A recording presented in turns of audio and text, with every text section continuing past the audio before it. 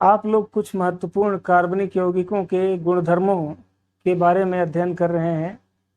इसके अंतर्गत पिछले वीडियो लेक्चर में आप लोगों ने एथेनॉल या एथिल अल्कोहल के बारे में पढ़ा।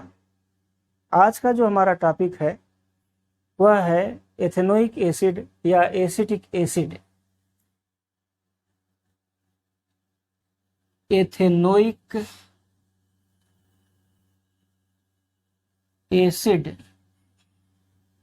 या एसिटिक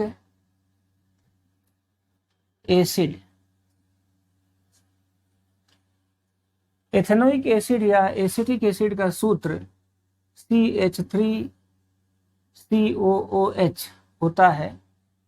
वास्तव में यह सिरका का महत्वपूर्ण घटक है। सिरका की जो विशेष गंध होती है वह एसिटिक एसिड की उपस्थिति के कारण होती है। प्रयोगों द्वारा यह देखा गया कि सिरका में लगभग 3 से 4% एसिटिक एसिड उपस्थित होता है। एसिटिक एसिड होता क्या है? कार्बनिक यौगिकों की दृष्टि से यदि हम देखें तो एसिटिक एसिड कार्बोक्सिलिक अम्लों की श्रेणी का एक महत्वपूर्ण सदस्य है। कार्बोक्सिलिक अम्ल किसे कहते हैं? कार्बोक्सिलिक एसिड या इसी को फैटी एसिड भी कहते हैं। फैटी एसिड्स, कार्बोक्सिलिक एसिड या फैटी एसिड वसीय अम्ल किसे कहते हैं? वे कार्बनिक यौगिक जिनमें क्रियात्मक समूह के रूप में COOH समूह उपस्थित होता है, उन्हें हम कार्बोक्सिलिक एसिड या फैटी एसिड वसीय अम्ल कहते हैं। कार्बोक्सिलिक अम्लों का जो सबसे छोटा सदस्य है, सबसे सरल सदस्य है, वो है HCOOH। फार्मिक एसिड या मेथेनोइक एसिड, आपको इसके पहले बताया भी जा चुका है कि मेथेनोइक एसिड या फार्मिक एसिड लाल चींटियों के डंक में पाया जाने वाला एक एसिड होता है। इसलिए इसी के प्रभाव से लाल चींटियों के काटने पर त्वचा में सूजन आ जाती है या जलन होती है, लाल चकत्ते पड़ जाते हैं। दूसरा जो सदस्य है वो है एसिटिक एसिड CH3COOH, जिसके बारे में आज हम डिस्कस करेंगे। कार्बन की संख्या बढ़ाते जाएं तो 3 कार्बन का सदस्य C2H5COOH, यहाँ 2 1 3 कार्बन, इसको प्रोपियानिक एसिड कहते हैं। 4 कार्बन का C3H7COOH, ये ब्यूटारिक एसिड है। आपको इसके पहले बताया भी जा चुका है कि मक्खन की रैनसिडिटी के लिए ब्यूटारिक एसिड उत्तरदायी होता है, जिम्मेदार होता है। तो ये कुछ कम अणुभार के वसीय अम्ल या फैटी एसिड या कार्बोक्सिलिक एसिड हैं।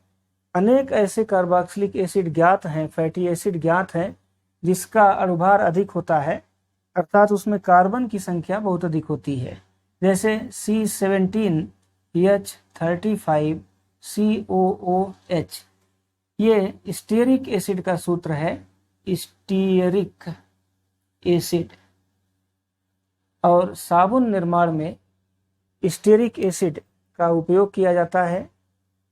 यह तेलों में प्राकृतिक रूप से एस्टर के रूप में, ट्राई एस्टर के रूप में उपस्थित होता है।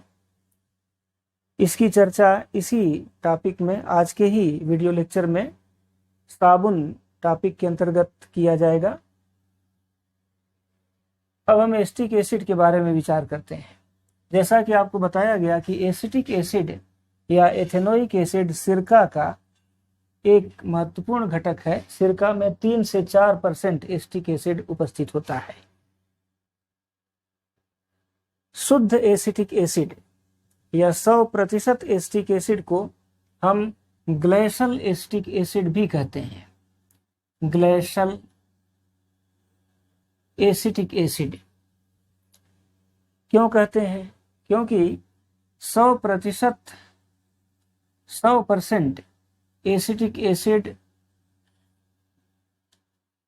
का जो गलनांक होता है वह लगभग 290 केल्विन होता है।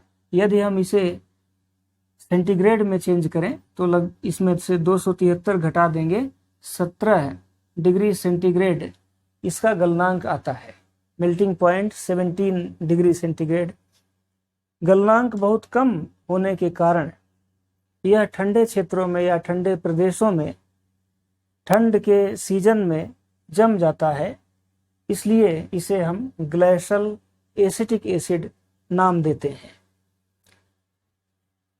अब इसके गुणों पर विचार करते हैं। एसिटिक अम्ल, जैसा कि नाम से ही स्पष्ट है, एसिटिक अम्ल एक प्रकार का अम्ल है, एसिड है। इसकी प्रकृति अम्लीय होती है, किंतु यह हाइड्रोक्लोरिक अम्ल, सल्फ्यूरिक अम्ल या नाइट्रिक अम्ल की भांति अम्लीय नहीं होता। ये सभी अम्ल अत्यंत प्रबल एसिड होते हैं जो जलीय विलयन में 100% आयनित हो जाते हैं। उनका आयनन पूर्ण रूप से होता है। एसिटिक अम्ल एक दुर्बल एसिटिक अम्ल है, दुर्बल अम्ल है जो आंशिक रूप से ये आयनित होता है। आंशिक आयनन के कारण यह प्रबल अम्ल की भांति कार्य न करके दुर्बल एसिड की भांति कार्य करता है। एसिटिक अम्ल या हाइड्रोक्लोरिक अम्ल या सल्फ्यूरिक अम्ल के बारे में आपने इसके पहले भी पढ़ा है कि लिटमस पेपर अम्लों में या अम्लों के साथ लाल रंग प्रदान करता है, जबकि क्षारों के साथ नीला रंग प्रदान करता है। तो लिटमस पेपर का प्रयोग करने पर एसिटिक अम्ल भी लाल रंग का हो जाता है। इस प्रकार हम लिटमस पेपर की सहायता से इसकी अम्लीयता की पुष्टि तो कर सकते हैं, किंतु यह नहीं बता सकते कि यह प्रबल अम्ल है या दुर्बल अम्ल है, इसका आयनन आंशिक होता है या पूर्ण रूप से होता है। इस कार्य हेतु यूनिवर्सल इंडिकेटर का प्रयोग किया जाता है। यूनिवर्सल इंडिकेटर किसे कहते हैं या सार्वत्रिक सूचक किसे कहते हैं? सार्वत्रिक अम्ल क्षार सूचक। यूनिवर्सल इंडिकेटर एक ऐसा द्रव पदार्थ होता है जो भिन्न भिन्न पीएच मान पर भिन्न भिन्न रंग प्रदान करता है। यूनिवर्सल इंडिकेटर के प्रयोग से यह पता चलता है कि एसिटिक अम्ल एक दुर्बल एसिड है, यह हाइड्रोक्लोरिक अम्ल या सल्फ्यूरिक अम्ल की भांति प्रबल एसिड नहीं है। इसके पश्चात हम एसिटिक अम्ल के रासायनिक गुणधर्म पर विचार करेंगे। इसमें कुछ अभिक्रियाएं हैं, जैसे पहली अभिक्रिया है एस्टरीकरण। एस्टरीकरण किसे कहते हैं? इसके पूर्व भी आपको बताया जा चुका है कि जब कोई एल्कोहल किसी एसिड से अभिक्रिया करता है तो एस्टर प्राप्त होते हैं और यह अभिक्रिया एस्टरीकरण कहलाती है। यहाँ पर ऐसे लिख सकते हैं, एस्टिक एसिड जैसे CH3 COOH प्लस, ये एस्टिक एसिड है।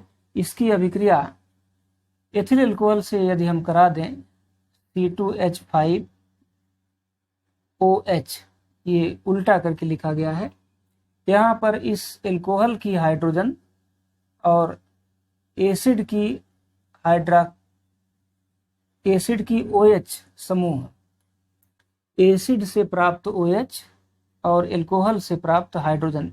यहाँ विशेष बात है, आप ये जानते हैं कि अम्लों के द्वारा हाइड्रोजन आयन प्रदान किया जाता है, H+ आयन, किंतु यहाँ पर इस अम्ल के द्वारा पूरा OH समूह प्रदान किया जा रहा है। यह विशेष बात है, यह अंतर भी है। तो यहाँ पर इन दोनों पदार्थों के रिएक्शन से जो H2O अणु का निष्कासन होता है, इसके पश्चात प्राप्त होता है एस्टर। एस्टर का सूत्र होगा CH3COOC2H5 प्लस H2O। यह है एथिल एसीटेट। इस एस्टर का नाम है एथिल एसीटेट या एस्टर। एस्टर निर्माण से संबंधित यह अभिक्रिया एस्टरीकरण या एस्टरीफिकेशन कहलाती है। एस्टर क्या होते हैं? एस्टर सुगंधित कार्बनिक यौगिक होते हैं जिनका प्रयोग एसेंस बनाने में या कृत्रिम स्वाद उत्पन्न करने में, सुगंध उत्पन्न करने में किया जाता है। अनेक प्रकार के सेंटेड द्रव बनाने में भी इसका प्रयोग किया जाता है। यदि हम इस एथिल एसीटेट एस्टर का रिएक्शन सोडियम हाइड्रोक्साइड से करा दें, अर्थात इसका जल अपघटन करा दें, तो हमें सोडियम एसीटेट प्राप्त होता है। अभिक्रिया इस तरह से लिखी जा सकती है CH3CO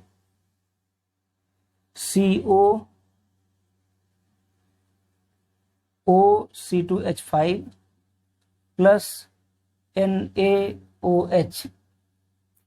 यहाँ पर ये Na और OH के द्वारा, NaOH के द्वारा ये जल अपघटन होता है और बनता है CH3COONa प्लस C2H5OH। यहाँ बनेगा CH3COONa प्लस C2H5OH। एस्टर का जल अपघटन ये प्रबल क्षार के द्वारा हो जाता है।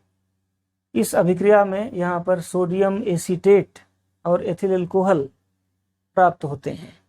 सोडियम एसीटेट ये सोडियम का कार्बोक्सिलिक अम्ल का सोडियम साल्ट है। यह अभिक्रिया साबुनीकरण या सपोनिफिकेशन कहलाती है। उच्च वसीय अम्लों के जो सोडियम लवण होते हैं या पोटेशियम लवण होते हैं, आपको आगे बताया जाएगा, उन्हें साबुन कहते हैं। तो साबुन जैसा जो यह यौगिक प्राप्त होता है, इसलिए इस अभिक्रिया को, जो दूसरी अभिक्रिया है, इसे हम साबुनीकरण या सपोनिफिकेशन कहते हैं। दूसरा, चूंकि यह अम्ल है, एथेनोइक एसिड या एस्टिक एसिड एक अम्ल है, इसलिए इसकी अभिक्रिया अम्लों की भांति तो होगी ही। जो दूसरी अभिक्रिया है उदासीनीकरण, नंबर 2 है उदासीनीकरण या न्यूट्रलाइजेशन।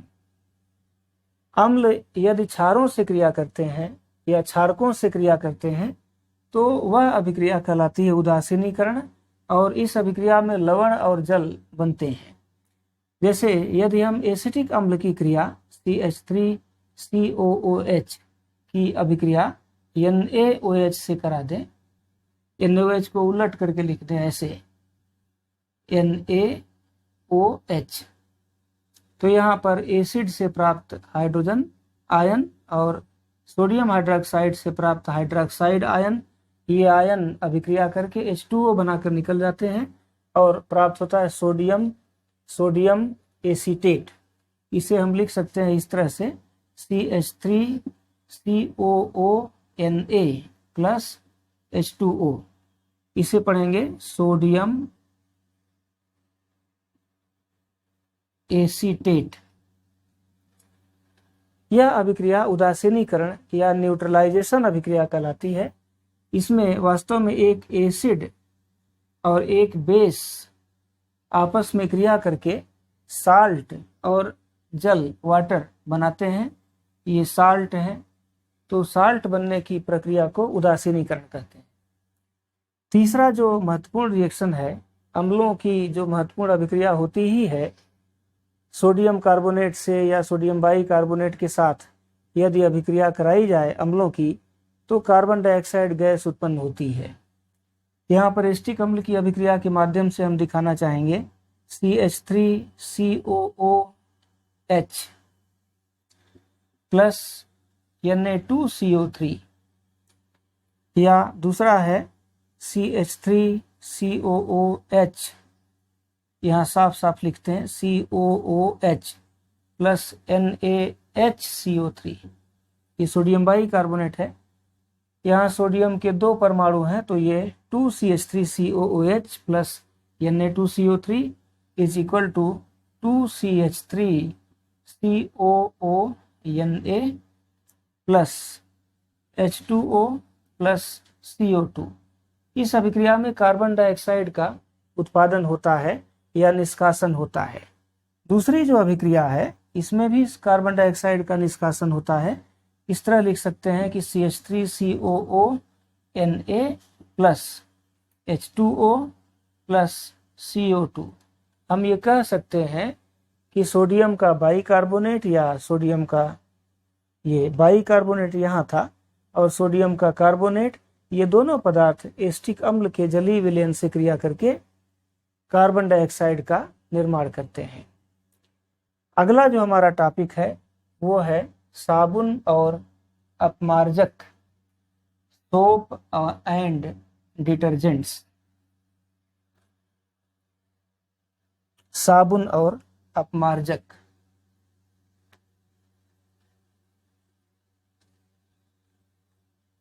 साबुन और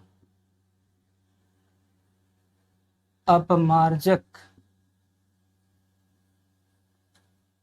ये बहुत ही क्लिष्ट हिंदी है, इसे इंग्लिश में कहते हैं सोप एंड डिटर्जेंट।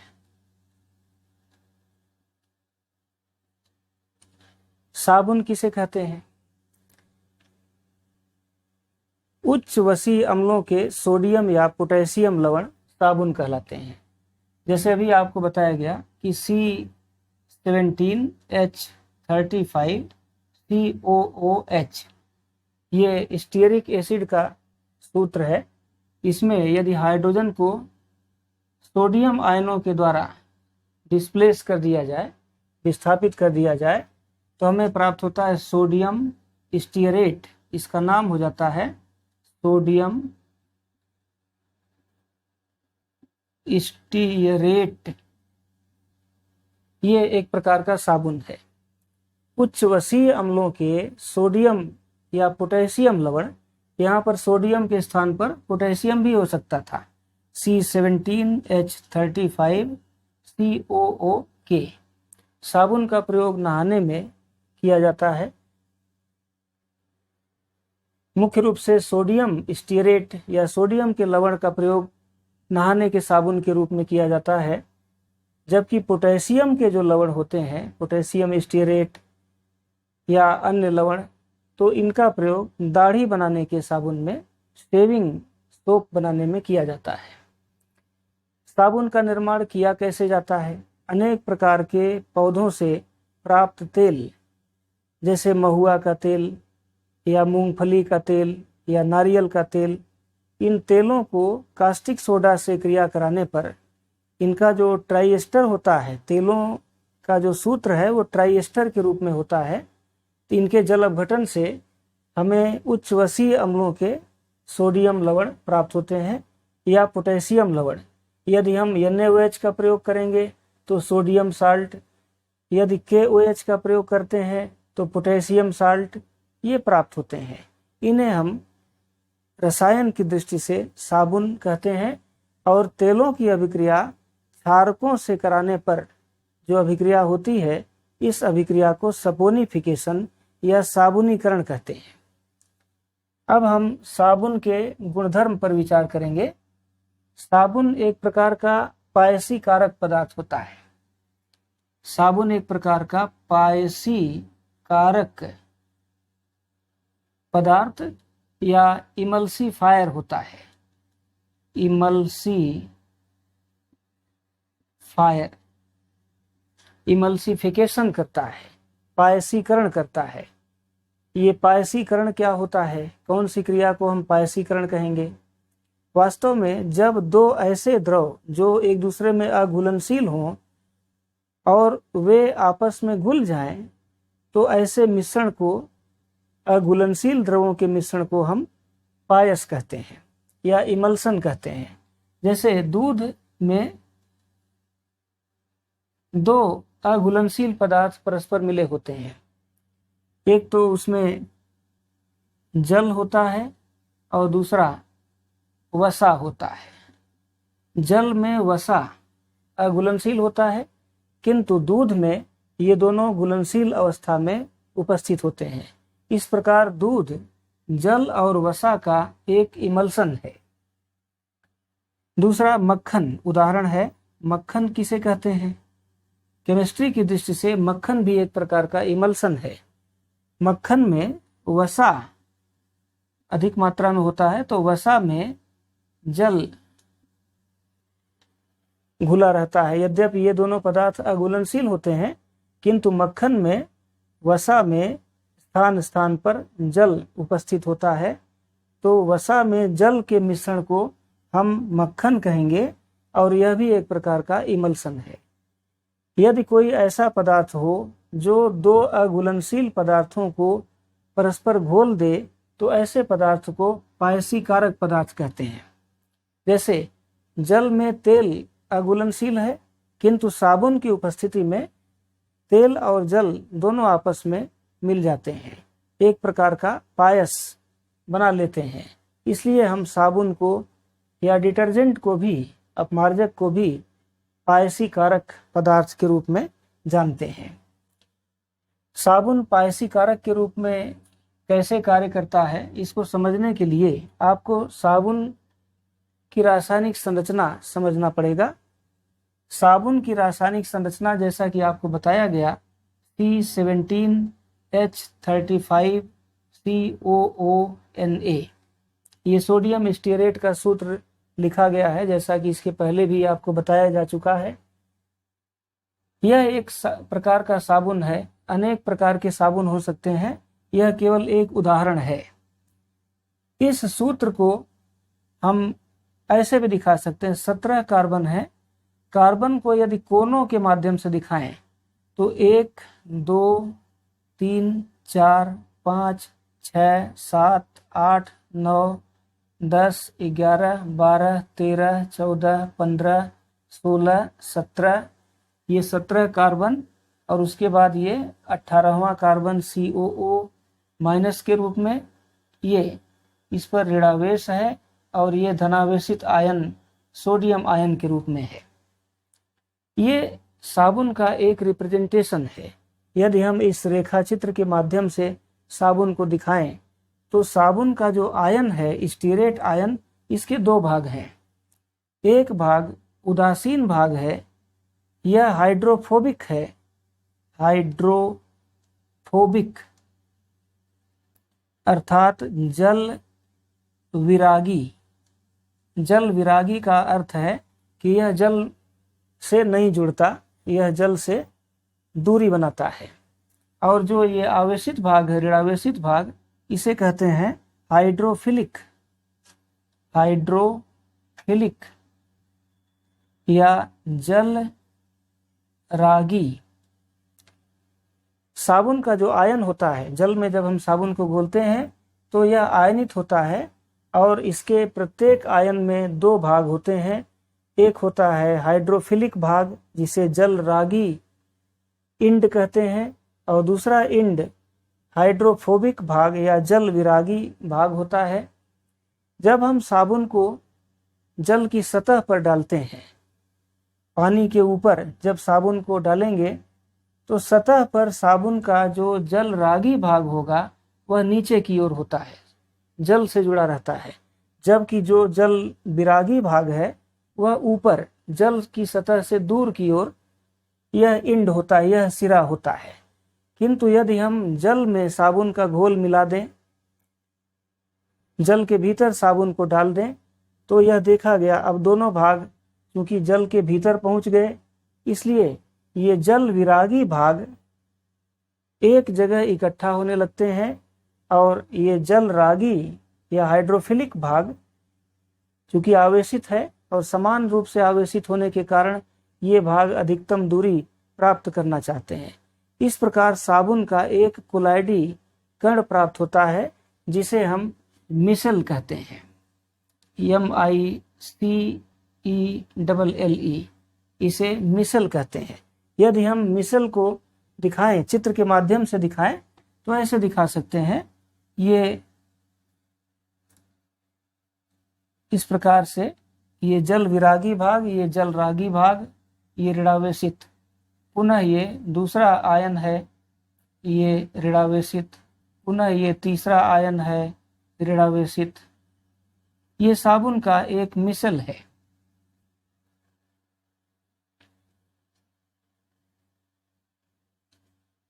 ये साबुन के आयनों को टेढ़ी मेढ़ी लाइनों के द्वारा दिखाया जा रहा है। ऋणावेशित, ये ऋणावेशित। इस प्रकार से साबुन एक प्रकार का मिसल बनाकर, ये कोलाइडीकरण बना करके जल में एक विलयन बनाए रहता है। और यदि जल में मैल उपस्थित है तो वह मैल इस बीच में, यहाँ पर यदि वह तेल में घुलनशील मैल है तो वह मैल यहाँ पर जल विरागी भाग में मिसल के बीचों बीच इकट्ठा हो जाता है। इसे हम लिख सकते हैं यहाँ पर मैल। और ये आवेशित भाग बाहर है, तो मैल को इस मिसल के अंदर बंद करके और जल के साथ बाहर निकाल दिया जाता है। यह क्रिया कहलाती है cleansing action of soap. Cleansing action of soap या साबुन की निर्मलन क्रिया, इसे कहेंगे निर्मलन, साबुन की निर्मलन क्रिया। तो आप ये देख सकते हैं कि साबुन तेल और जल को परस्पर घोल करके इमल्सन बनाने का कार्य करता है। अतः इसे हम इमल्सीफायर या पायसीकारक पदार्थ कहते हैं। इसके पायसीकारक नेचर के कारण ही यह मैल को कपड़ों से साफ करने की प्रवृत्ति रखता है। हमारा जो अगला टॉपिक है इसी में, वो है डिटर्जेंट।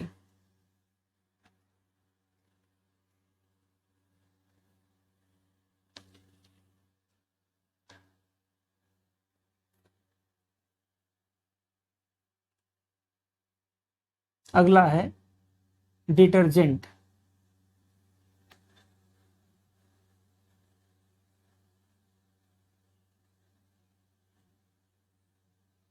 डिटर्जेंट या हिंदी में इसको कहते हैं अपमार्जक। साबुन के समान डिटर्जेंट या अपमार्जक भी मिसल बना करके निर्मलन की क्रिया करते हैं, या ये भी पायसीकारक के रूप में कार्य करते हैं। इनका प्रयोग शैम्पू बनाने में या कपड़े धोने के डिटर्जेंट के रूप में किया जाता है। डिटर्जेंट होते क्या हैं? डिटर्जेंट वास्तव में लंबी श्रृंखला के सल्फोनिक एसिड लवण होते हैं, या लंबी कार्बन श्रृंखला के अमोनियम लवण होते हैं। जैसे एक दो डिटर्जेंट का सूत्र मैं यहाँ लिख रहा हूँ, CH3 CH2 10 टाइम्स, पुनः CH2 और OS O माइनस Na+। इसे पढ़ते हैं सोडियम लारिल सल्फेट। यहाँ पर नाम लिख देते हैं सोडियम लारिल सल्फेट। या दूसरा यौगिक होता है सोडियम पैराडोडेसिल बेंजीन सल्फोनेट। उसका भी सूत्र ऐसे ही होता है CH3 CH2 10 टाइम्स CH2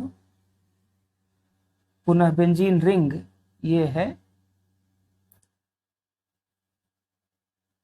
और ये OS डबल बॉन्ड O और ये O माइनस Na+।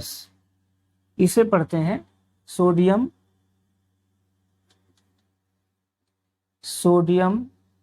पैराडोडेसिल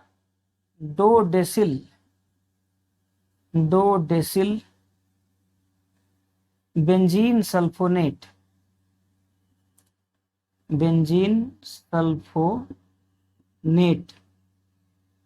ये दो ऐसे कार्बनिक यौगिक हैं जो उच्च कार्बन श्रृंखला के यहाँ पर सल्फोनेट लवण के रूप में, सोडियम के लवण है ये, सोडियम लारिल सल्फेट, और यहाँ भी उच्च कार्बन श्रृंखला का ये यौगिक है सोडियम पैराडोडेसिल बेंजीन सल्फोनेट।